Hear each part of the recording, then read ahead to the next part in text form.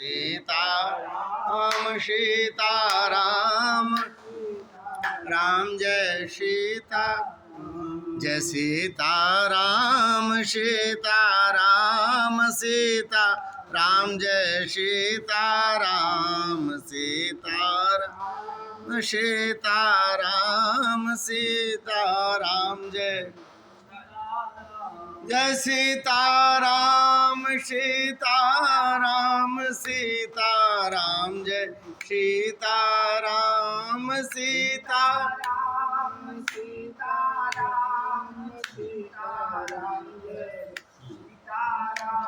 सीताराम सीताराम सीताराम जय सीताराम सीताराम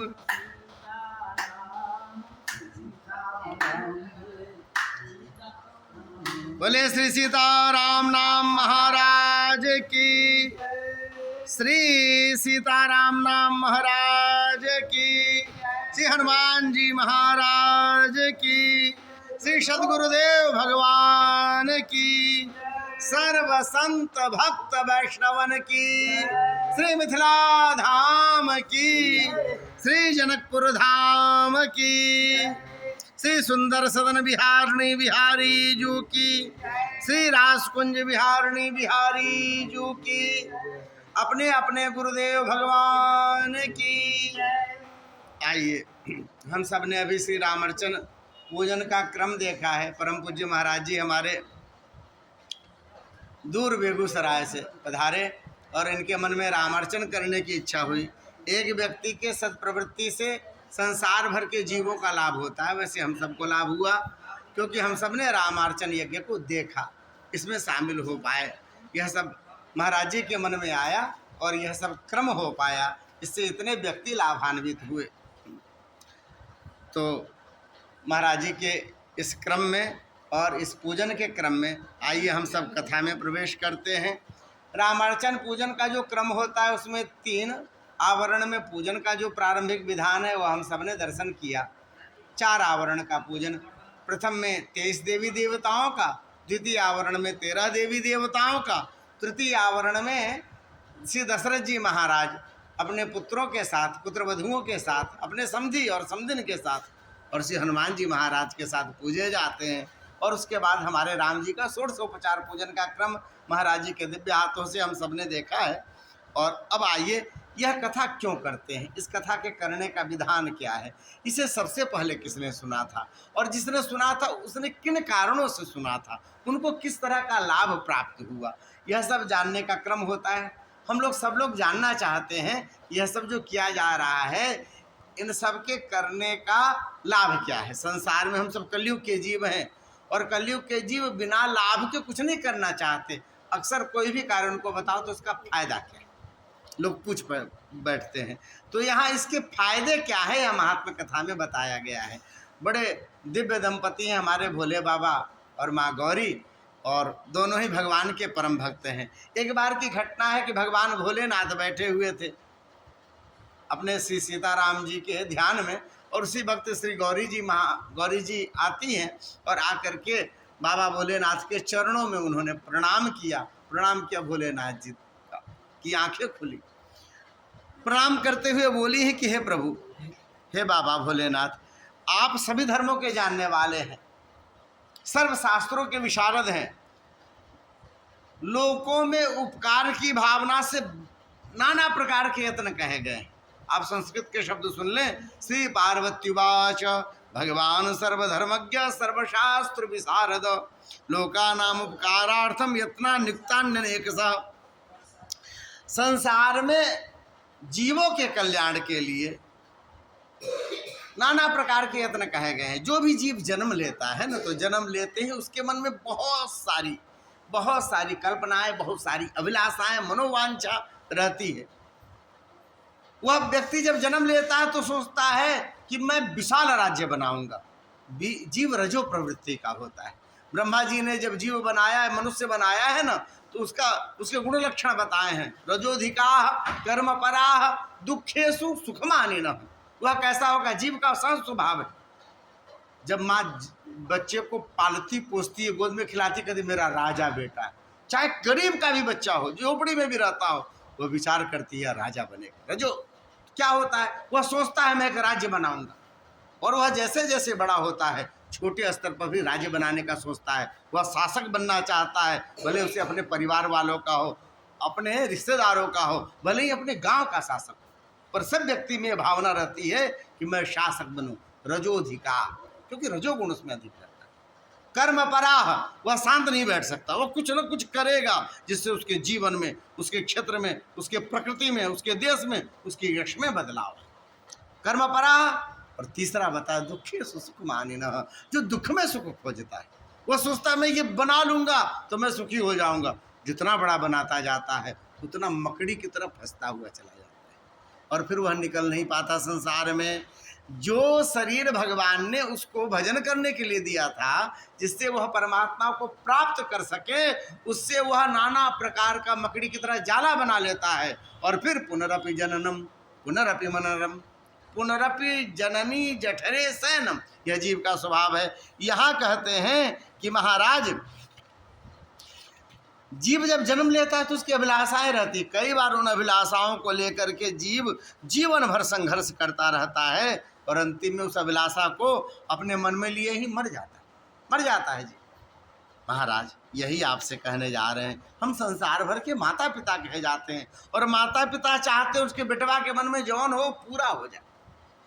संसार में सबसे ज्यादा निस्वार्थ यदि कोई स्वरूप बताया गया तो माता पिता का, भगवान का भी निस्वार्थ स्वरूप नहीं बताया गया। आप कर्म करोगे तो फल देंगे, कहाँ निस्वार्थ स्वरूप, वो कुछ करेंगे तब वो बनाएंगे, पर यहाँ माता पिता का निस्वार्थ स्वरूप है, आप करें चाहे नहीं करें। महाराज माता पिता तो आपको मानते ही हैं, सदा आपके लिए हित सोचते हैं, वही तो माता पिता हैं, उनके जैसा कोई नहीं है संसार में। तो यहाँ कहती कि हम लोग माता पिता हैं, क्योंकि आप बाबू कहे जाते हैं, संसार भर के बाबा कहे जाते हैं, हम माता कही जाती हैं। तो इसलिए हमारा यह धर्म बनता है कि हमारे जो बच्चे हैं, जो जीव हैं, उनके जीवन में कोई भी अभिलाषा हो वह पूरी हो जाए। उपाय तो है, नवरात्रा का व्रत है, सावन के 1 महीने की पूजा है, आपको जो है गणेश चतुर्थी हर महीने आ जाती है, इतने प्रकार के व्रत हैं। लोग बताएंगे ये व्रत कर लो आपका काम पूरा हो जाए। बृहस्पतिवार, बुधवार, शनिवार, रविवार बच जाता है तो संतोषी माता का व्रत कर लेते हैं। इतने सारे हैं। स्नान है, त्रिवेणी नहा के आए थे, कुरुक्षेत्र नहाने के लिए जाएंगे, नर्मदा में जी में नहाने का प्रोग्राम बना हुआ है।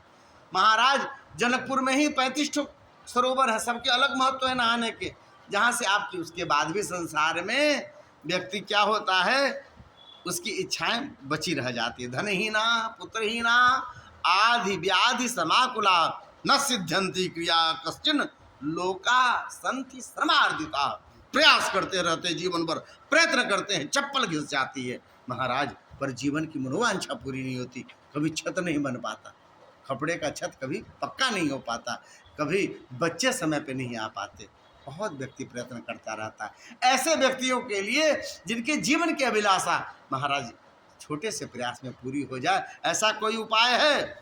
तस्मात् कथय सर्वज्ञ सद्य प्रत्यय कारकम, यानी ऐसा कि आपने किया फट से उसका रिजल्ट निकले, सद्य फटाक से, प्रत्यय कारकम। जब ऐसा कहा उपायम सर्वलोकानाम सर्वाभिष्टार्थ सिद्धिदम, और ऐसा उपाय बतलाना ना सब लोगों के लिए हो, ऐसा ना कि बिड़ले करा सके, ऐसा नहीं कि महाराज हमारे यहाँ जो है सो क्या कहते हैं सो अडानी अंबानी ही करा सके, जमींदार ही करा सके। एक सामान्य किसान उसके मन में भी आए कि हम ठाकुर जी की पूजा करें, तो उसके मन में यह न हो कि हम कैसे करें, वो कर पाए अपनी हृदय की उदारता से। ऐसा उपाय बताना। तस्मा सम्यक विचिन्त्य विश्वेश एन सिद्धिर्भवेत् ध्रुवम, बढ़िया से सोच विचार के बताना बाबा, भांग वांग खाओ झट से बोल दो और लोग परेशान हो जाए। ऐसा हो जाता भोले बाबा के साथ, ऐसा नहीं। तस्मात् सम्यक विचिन्त्य विश्वेश, हे विश्वेश, हे विश्वनाथ, अच्छी तरह विचार करके बोलना। ये न सिद्धिर भवेत् ध्रुवम, जब पक्का काम हो ही जाए। बोले बाबा भी आज मस्त है, क्यों? उनको मौका मिलता है तो राम जी की चरित्र की चर्चा होती है, गौरी जी जब पूछने बैठती हैं तो मालूम हमारे ठाकुर की चर्चा होगी। अपने ठाकुर की चर्चा करके बड़े प्रसन्न होते हैं। जब भी पूछा है अति आरती पूछहु सुर राया, रघुपति कथा कहूँ करिदाया। महादेव प्रसन्न हो गए, बोलना शुरू किया भोले बाबा ने। नीलकंठ महादेव जब बोलते हैं महाराज, संसार सुनता है। धन्यासी कृत पुण्यासी पुण्य रूपासी पार्वती, हे देवी तुम धन्य हो। क्यों? अरे अपने लिए नहीं मांगा, अपने लिए नहीं सोचा, संसार के लिए सोचा। यतस्तुम सर्वलोकानां हितम वांछसि सर्वदया। अब चलो ज़्यादा भूमिका नहीं बांधते हैं, हम आपको बता देते हैं। शृणुदेवी प्रवक्षामि प्रयत्नम परमाद्भुतम, अद्भुत प्रयत्न बता रहा हूँ। कैसा? ध्यान से सुनना। यस्य स्मरण मात्रेण सिद्धिम प्राप्नोति दुर्लभाम, जिसके स्मरण मात्र करने से सिद्धि की प्राप्ति हो जाएगी। तुम पूछ रही थी ना कि ऐसा कोई बताओ कि सब लोग कर पाए। अरे करने की बात छोड़ दो, केवल सोच लेंगे कि हे रामार्चा जी महाराज, यदि हमारा ये काम हो जाए ना तो हम रामार्चा करते, उसका काम हो जाएगा। वो करेगा बाद में, बेसन बाद में खरीदेगा, घी बाद में खरीदेगा, लड्डू बाद में बनाएगा, उसका काम हो जाएगा केवल सोचने मात्र से। कैसा है वो? यज्ञ श्री रामचंद्र। कैसा यज्ञ? भगवान श्री राम, श्री भगवान राम का यज्ञ है। कैसा? साधना नाम च साधका। अरे महाराज यहाँ तो करने से नहीं होता। इतना जप किए, इतना तप किए, इतना स्नान किए, इतना व्रत किए हैं, जौन देवता को बोले वहाँ जा कर के चढ़ा के आए हैं। दंडवती परिक्रमा करके बैद्यनाथ धाम जाते हैं लोग, हैं बासुकीनाथ जाते हैं। महाराज ठंडे पानी में 1 महीना तक जाके माघ में नहा के आते हैं। तीर्थराज प्रयाग के चरणों में जाकर के आए, काम पूरा नहीं हुआ। और आप यहाँ कह रहे हैं कि कैसा? यस्य स्मरण मात्र, खाली स्मरण मात्र कर लो तो हो जाए। होता है महाराज। रामार्चा जी की ऐसी कृपा है, 100 में से 99 रामार्चा जब कार्य हो जाता है, सिद्धि हो जाती तो लोग करते हैं। आधे लोग तो भूल जाते हैं, हो गया हाँ महाराज कराएंगे, बस महाराज हो जाए, कौन बड़ी बात है। यहाँ 50,000 तो दाल भात खाने में खर्च हो जाता है, कराएंगे, नहीं हो पाता। लेकिन 100 में से 99 रामार्चा कार्य जब सिद्धि हो जाती है, लोग कर लेते हैं, छत बन जाती है, फैक्ट्री खड़ी हो जाती है, बाल बच्चा हो जाता है, पोता हो जाता है, तब जाके होता है। अपने जानकी मंदिर के पास एक है बनारसी लिट्टी वाले, रघुपति के बगल में महाराज, उन्होंने रामार्चा कराई, संयोग से हमें करने का अवसर आया। वो बता रहे थे कैसी रामार्चा है। हमने पूछा कि आपकी मनौती वाली है कि बिना मनौती के प्रेम से करा रहे हो? बोले नहीं, मेरी दादी ने मनाया था कि हमें पोता होगा ना तो हम रामार्चा कराएंगे। अब महाराज हम पोते वाले हो गए, आज तक मौका नहीं मिला। अरे जानकी मंदिर के बगल में, वहाँ रोज रामार्चा होती है। पर महाराज रामार्चा भी लिखी होनी चाहिए, यह भी पुण्य का कार्य। आप सब कुछ कर सकते हैं महाराज, यज्ञ तो तभी करेंगे जब ठाकुर जी को कृपा करेंगे। धर्म जो है भगवान की कृपा से होता है। जहाँ धर्म होगा फिर धन आएगा, धन आएगा तो कामनाएं सिद्ध होगी, कामनाएं सिद्ध हो जाएंगी तो आप काम पूर्ण हो जाएंगे, आपकी मोक्ष प्राप्त हो जाएगा, आपको मुक्ति की प्राप्ति हो जाएगी। यह क्रम है चतुर्पुरुषार्थ का, यह धर्म है महाराज। और धर्म तो भगवान की कृपा से ही हो पाता है। क्यों? रामो विग्रहवान धर्म। राम तो बिना संत के चरण के आशीर्वाद से, बिना संतों की कृपा से, बिना गुरु की सेवा से नहीं आते ना। भगवान ही तो धर्म है ना। तो यहाँ पर यह बताया कि ऐसा एक रामार्चा यज्ञ है महाराज। प्रत्येक यज्ञ का कोई ना कोई जो है सो फल होता है और कुछ न कुछ उसके कार्य क्षेत्र होते हैं। सब कुछ सब नहीं दे सकते।